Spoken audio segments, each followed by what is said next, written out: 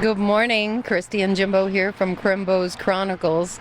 We found the quirky, well, Jimbo found the quirky, and I'm going to here to tell you about it. But behind us right here is the world's largest working rifle. That's right. This here is Big Ernie, and it does work. It's the world's largest working rifle. You load a projectile into the muzzle, and it's fired using a 12-volt electrical igniter system using propane and oxygen. I read that one time Ernie here shot a rock wrapped in duct tape 2.5 miles. I don't know if it was that direction, but 2.5 miles it shot. I don't think they're going to do that again because the recoil broke a window out of the farmhouse that this was parked at before and did some damage. So, but let's move on. There is a ton of cool stuff here. Oh yeah, we're in the town of Ishpeming. I thought we had weird names for our towns. By the way, this place is called the Yooper Tourist Trap. Remember how I said these people in the UP refer to themselves as Yoopers? This is the world's largest working chainsaw. His name's Big Gus, if you couldn't see that. Big Gus here, actually, I don't see the chain on it anymore, but he does rev up and the vibration is pretty big. Well, I guess the chain is on it. You can see it. We'll walk over to it. He's in the Guinness Book of World Records as the largest working chainsaw in the world. So his chain's working. So as you can hear from the road noise, we are on Highway 41 here. 4-8 train vehicle. This is a train vehicle that was owned and operated by the Marquette County Veterans Club. That's the county we're in, Marquette. 4-8 is a term that was coined during World War I, referring to the boxcars that transported the troops to the front in France. 1928 Ford four-wheel drive auto company was founded in 1909 in Clintonville, Wisconsin. They were the first company to successfully develop a four-wheel drive truck called Battleship in 1908. During World War I and II, this one supplied many of the vehicles which the U.S. Army depended on heavily. And there is a scary character in there. Let's get around this thing. Yikes! Now this caught my eye when we were driving by. A scary looking dude. They didn't say it's the world's largest wheelbarrow though, did they? It looks like it might be close. A portable sawmill. John Yemi worked in the woods all his life until one day his chainsaw snapped back, removing his leg at the knee. He still needed to make a living, so he built this as a way to cut firewood for people since he couldn't go out into the woods anymore. The truck was jacked up and braces were put under the rear to get the back wheels off the ground. The Ford was put in gear. The belts attached to the rear wheels turned the saw blade. John pushed the carriage with the log in it through the cutting blade by his own power. This display is dedicated to all the independent loggers and tough Yoopers that made a living in the woods. There's another snow thermometer. Marquette County record snowfall, winter of 96-97. They had 272.2 inches. That's about 22.5 feet. Holy wah, that's a lot of snow. They have weird talk here. They say da a lot. This sign's funny. Welcome to Yooperland. Relax, enjoy, spend all your cash, but please don't move up here. Holy, the head guy. This is Gravel Gertie. Gertie was designed and built by Dennis Takalo of Scandia, Michigan, and Ron Giannunzio of Big Bay, Michigan. It's the largest motorized tricycle in Michigan, if not in the world. Underground fire truck, what does that mean? As far as we're able to find out, the kibble bucket has its origin in Great Britain with the Cornish miners. Those are the ones that immigrated here. I remember reading that on something else. A lot of miners from Cornwall came over to work the mines in the UP and brought with them many of their techniques and cultural items, like the pasty. That's what it was. Ooh, fun pic.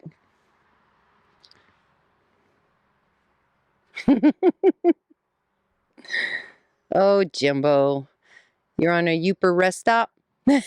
You fit perfectly. This here is Eno Valdez, lesser known brother of Juan Valdez. He was tired of living under his brother's shadow, so he struck out on his own. He ended up in the Upper Peninsula where he tried to grow coffee. However, not familiar with the harsh weather conditions in the UP, his crop was wiped out in the blizzard of 1938, so he decided to turn to cattle ranching. His luck didn't fare much better, however, because he was found frozen to death with 2,000 head of cattle on the Senni Stretch on July 4th, 1940, in a typical UP freak cold spell. It says it's the St. Vincent Lombardi Shrine.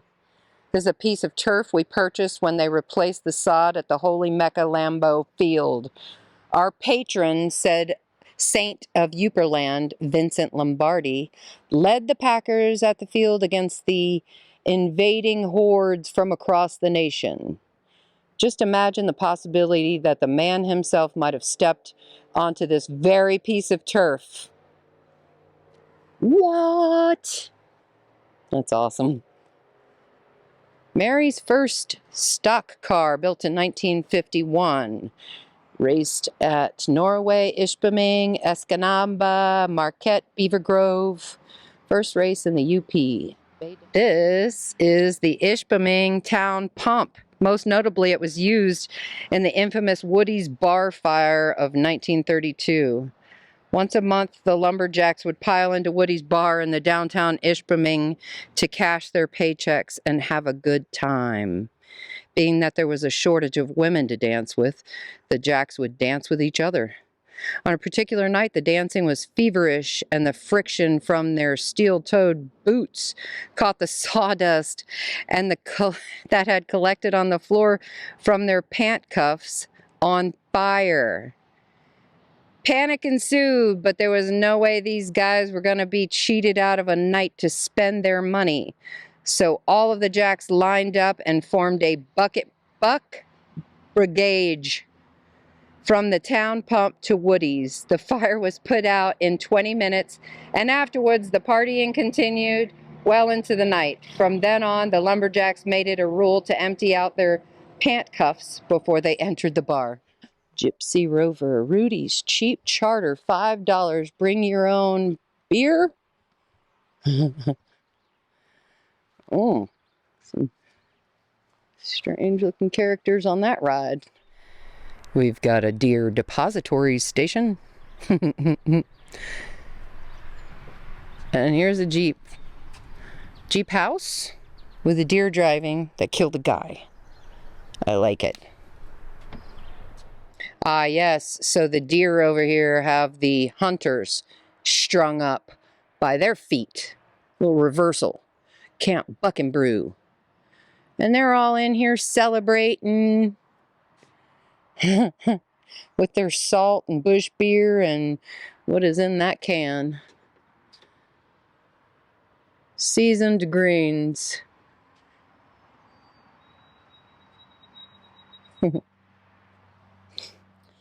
Yooper self-ass kicker. So you've done something really stupid and you wish you could kick yourself in the ass for being such a damn dumb. It's a Yooperland track tank. Oh my goodness. Oh, they're giving us the names of these rocks. Okay. Oh, because it's a rocks shop too. We'll go inside and see the rocks. Oh, that's cute. Oh, Santa Claus. display from Chicago Marshall Fields Department Store. Huh. Yooper riding lawnmower. Oh, it's not an electric one. It's one of the two. The Marvin specials. Times are always tough up here in the UP, and when there's not much money to go around, it forces Yoopers to be resourceful and thrifty. There's a penny farthing. Oh, and a cute dragonfly. Oh, it's a mosquito. They call it the state bird. Chiquito. These are all cute. Snow removal payloader. Can't go for beer. Never get a deer, never run out of beer. The Dorkmeister outhouse. Oh, that's a sad face. To take a picture of the dork nearest you, one, have a dork ball go behind the outhouse, stick head through hole, frown, take the picture. 57 Chevy Yooper 283 engine, first year out original. Yooper bush buggy made out of any piece of junk that ran. The original Yooper snowpanker. What?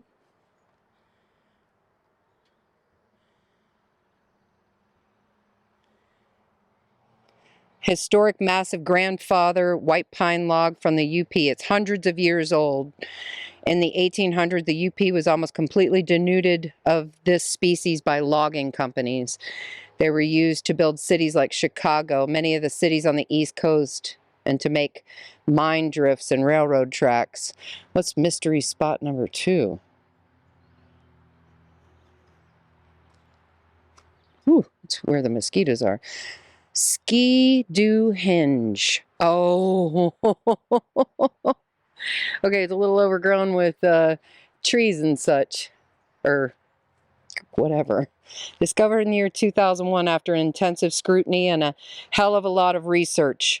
Local amateur archaeologist Rudy Kempinen came out to the conclusion that the V formation of these snow machines was an ancient altar and gathering place for the primitive culture of Yoopers that had summered in the UP and wintered in the Tempe, Arizona. In the archaic Hopewell Mounds found in southern Michigan, there was a reference found in tablets made from pasty dough that these ancient Yoopers referred to themselves as the Snowbird clan. Rudy states in his report that the hinge has a very holy significance.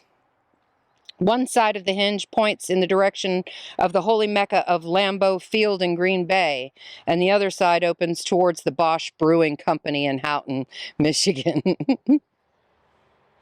Juicy Koski and his wife Alma were a lesser-known Olympic-level bobsleigh team from right up the road in Republic. Was that them too? Wife-powered snow machine. Oh. Those are the bushes.